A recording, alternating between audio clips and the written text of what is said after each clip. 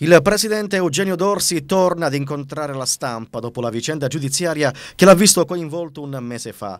La riunione è servita per fare il punto sull'attività svolta dal governo provinciale nel 2011. Dorsi, insieme agli assessori, si è avvalso prima della presenza del deputato regionale Giacomo Di Benedetto e poi in tarda mattinata del parlamentare Michele Cimino, alleati della sua giunta. Diversi gli argomenti affrontati, tra aeroporto, precari, viabilità, spesa pubblica e politica, e non sono mancate le promesse di realizzazione di alcuni progetti in cantiere. Il presidente della provincia continua a sostenere la fattibilità dello scalo aeroportuale ad Agrigento, anche per la volontà espressa più volte dal governatore della regione Lombardo. L'aeroporto però è in stand-by per la concorrenza degli scali di Catania e Palermo. Per Dorsi vi sarebbero delle pressioni politiche affinché l'aeroporto di Agrigento non si realizzi.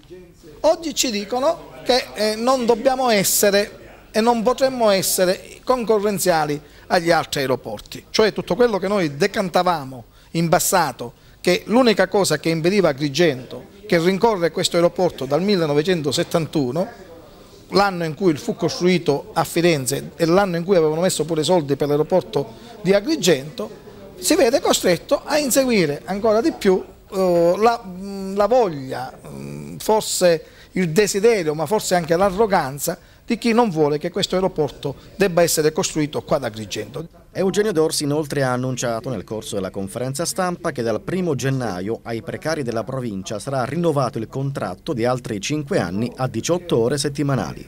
Dal 1° gennaio di quest'anno, grazie anche al suggerimento che ci ha dato la Corte dei Conti, che plaude alle nostre attività di rientro, che non sono quelle che ci reputano e ci hanno relegato come provincia tra le più virtuose d'Italia per le attività economiche, ma ci plaudono anche per quello che abbiamo fatto per i precari.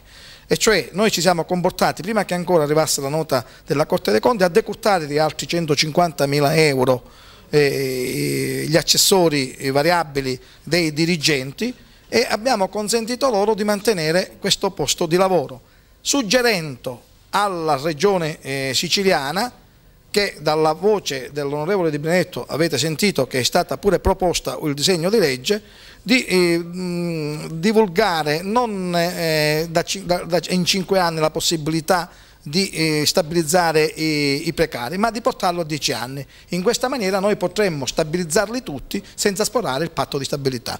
Novità importanti anche sul settore della viabilità.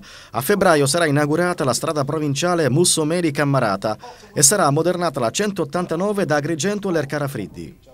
Io mi auguro che però non si aspettino i tempi biblici così come abbiamo aspettato per la 640, e ripuderei sicuramente la possibilità di andare a festeggiare per ogni 3 km di autostrada che ci vengono consegnati. Questo la dice lunga sulla sete di infrastrutture che il nostro territorio ha necessità e ha bisogno.